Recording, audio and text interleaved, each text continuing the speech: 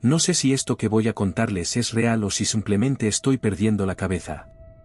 Pero juro que no me lo estoy inventando. Todo empezó hace 3 noches. Eran exactamente las 2:46 de la madrugada y me desperté de golpe. No por una pesadilla, sino por un sonido.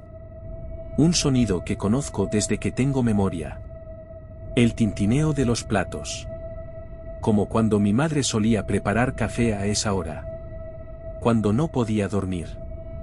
Pero mi madre murió hace 4 años. Me quedé congelado en la cama. No quería moverme, ni siquiera respirar fuerte. Pero lo escuché otra vez. Esa melodía. Su voz tarareando. Esa canción. Su canción. La que siempre cantaba cuando cocinaba, como si la vida fuera una película antigua. Yo sé que suena imposible. Que probablemente lo estás escuchando y piensas, este tipo está alucinando. Pero, no era un sueño. Bajé lentamente de la cama. Mis pies tocaron el suelo helado. Y entonces me di cuenta. La luz de la cocina estaba encendida. Pero yo no la había dejado así. En ese momento, debí haber llamado a alguien. A la policía. A un vecino. A quien sea. Pero no. Caminé hacia la cocina. Al día siguiente, intenté convencerme de que todo había sido una especie de alucinación. Que estaba demasiado cansado. Que, tal vez, había dejado la luz de la cocina encendida por error. Pero cuando bajé esa mañana, algo me hizo detenerme en seco. El café ya estaba hecho. Y no cualquier taza. Era su taza. La azul. La que tenía una grieta en el costado y una mancha de café vieja que nunca salía, por más que la lavaras. Esa taza no la usaba desde que ella murió. Caminé hacia la mesa, lento, como si no quisiera despertar algo. La taza estaba caliente. El aroma del café era exactamente como el que ella preparaba, fuerte, con canela. Un toque dulce al final. Yo nunca preparo el café así. Nunca. La puerta del refrigerador estaba entreabierta. Y en el suelo marcas. Como pisadas húmedas. Pero no había lluvia esa noche. Ni esa mañana. Me incliné para verlas mejor, y vi algo más. Un cabello. Largo. Negro. Exactamente como el de mi madre. Y entonces lo sentí. Esa sensación que te eriza la piel sin razón. Como si algo, o alguien, te estuviera mirando desde algún rincón de la casa. Pero estaba solo. Al menos, eso pensé. No quería aceptar que algo extraño estaba pasando. Pero tampoco podía ignorarlo. Así que, tomé una decisión. Instalé una cámara. Pequeña, discreta, apuntando hacia la cocina. No se lo conté a nadie. Ni a mi novia. Ni a mi hermano. Ni a mis amigos. Nadie. Solo quería saber si yo estaba loco. O si realmente alguien, estaba ahí. La primera noche no pasó nada. La segunda tampoco. Pero la tercera noche, exactamente a las 2:46 de la madrugada, algo apareció en el marco del vídeo. No era un ladrón. Ni un animal. Era una mujer. Cabello largo, bata blanca. La forma en que se movía, era ella. Mis ojos querían llorar, pero mi cuerpo se quedó inmóvil. Ella fue directamente a la cafetera. Sirvió una taza. Se sentó, y comenzó a mirar hacia la cámara. Directamente. Como si supiera que yo estaba viéndola. Pero lo peor no fue verla. Lo peor fue, que, en el reflejo de la ventana, yo también estaba ahí. Detrás de ella. Pero esa noche, yo nunca me levanté de la cama. Después de ver ese vídeo, no dormí. No podía. Pasé la noche con las luces encendidas, mirando la pantalla congelada. El rostro sin ojos. El reflejo, con mi silueta. Mi cabeza me decía, es un error. Un fallo en la cámara. Una mala coincidencia. Pero mi cuerpo, no se movía. Sentía como si algo invisible me estuviera empujando hacia el suelo. Como si me hundiera. Y justo cuando estaba por cerrar el programa, sonó el teléfono. Eran las 3:12 de la madrugada, número oculto. No pensé. Solo contesté. ¿Por qué no me hablas, hijo? Era su voz. Su tono. Su forma de decir hijo. Pero había algo más, un eco, como si la voz viniera desde un túnel, o desde muy, muy lejos. Me quedé paralizado. Ni siquiera fui capaz de colgar. Solo escuchaba. Entonces la voz volvió a hablar. Estoy aquí contigo. El teléfono se me cayó de la mano. Corrí hacia la puerta del cuarto. Cerré con llave. Empujé el escritorio delante. Todo eso, temblando como un niño. Me senté en el suelo, y esperé. Durante horas. No sé si era ella. O eso que ahora se hace pasar por ella. Perdí la cuenta de cuántas noches han pasado desde entonces. Dejé de revisar los vídeos. Dejé de mirar por las ventanas. No contesto llamadas. No duermo. Apenas como. Pero ella sigue ahí. Cada noche, a las 2:46, escucho pasos. Su canción. El sonido de la cafetera. Hoy no pude más. Tomé valor. Me puse la chaqueta. Agarré mi celular. Y bajé. La cocina estaba iluminada. La mesa puesta para dos. En su plato, su comida favorita, sopa de lentejas, arroz blanco, pan tostado con ajo. Exactamente como ella la hacía. Frente a su silla, una segunda silla. Vacía. Y ahí estaba ella. Sentada. Sonriéndome. Pero esa sonrisa no era humana. Su boca era más ancha. Como si estuviera forzada. Y sus ojos no tenían pupilas. Me dijo, come, hijo. No tengas miedo. Y entonces, su rostro cambió. Su mandíbula se alargó. Sus mejillas se hundieron. Ya no era ella.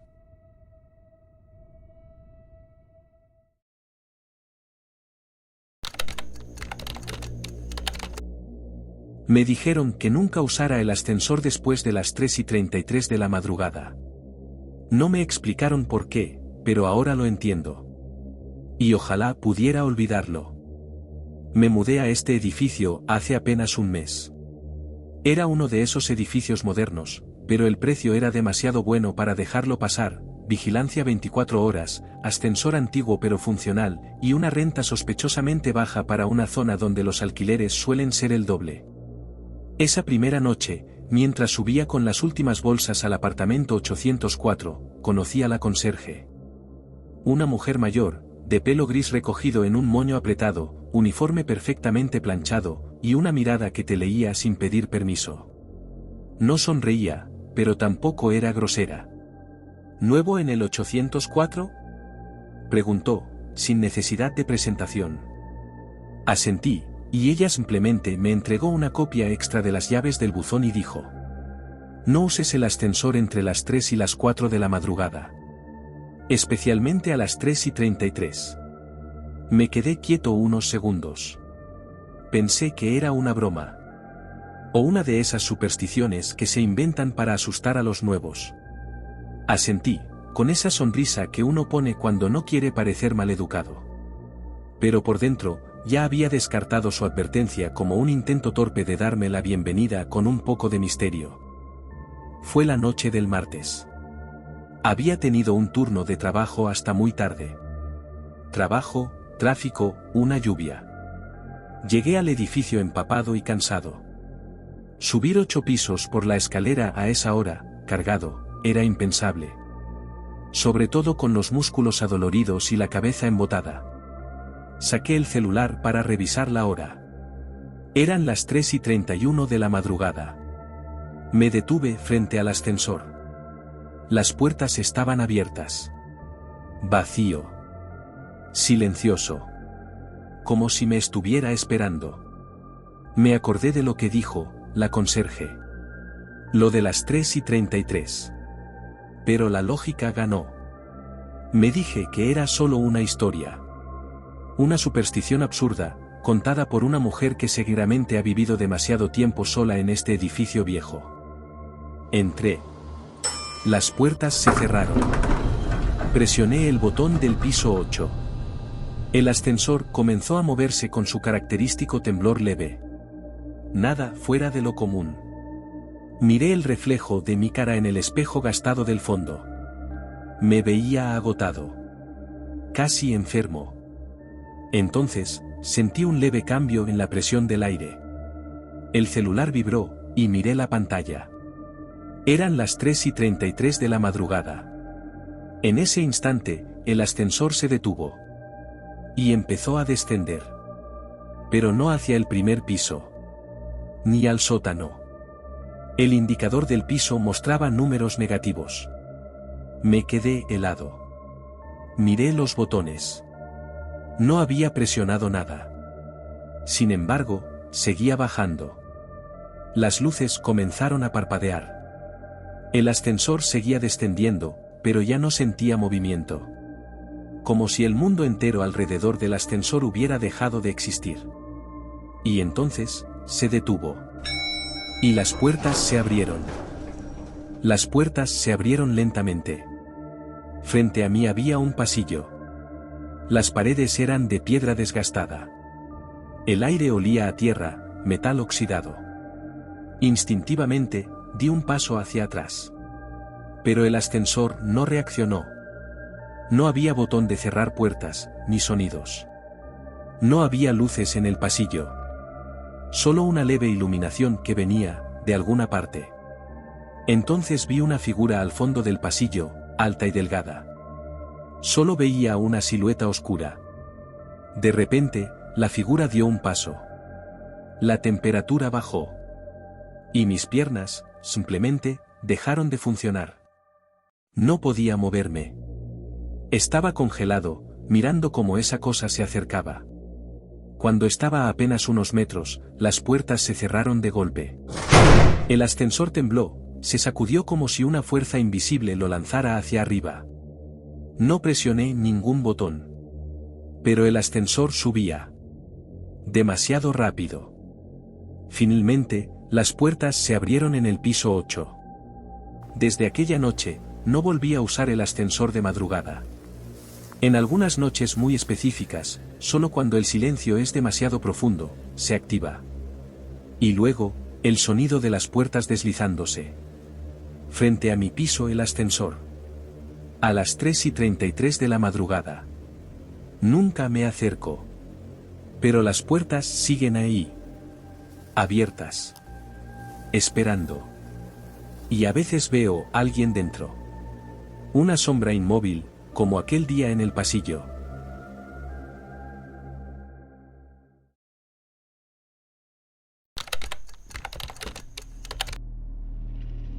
Nunca me han gustado los zoológicos. Siempre me parecieron lugares, fuera de lugar. Como si los animales no estuvieran encerrados por nosotros, sino esperando algo. O observando. Pero acepté el trabajo de vigilante nocturno. No tenía opciones. Necesitaba el dinero. 2 semanas, rondas simples, nada más. Llegué a las 11. El vigilante anterior me miró raro. No dijo mucho. Solo una frase, no hagas mucho ruido. Pensé que bromeaba. Hasta que pasé por la jaula del orangután. Gaspar. 20 años en ese zoológico. Pero esa noche, estaba despierto. Sentado. Inmóvil. Observándome. No como un animal. Como una persona. Me detuve. Sentí algo raro. Y entonces, lo hizo. Se llevó un dedo a la boca, haciendo un gesto de silencio. No fue casualidad. Fue consciente. La tercera noche fue distinta.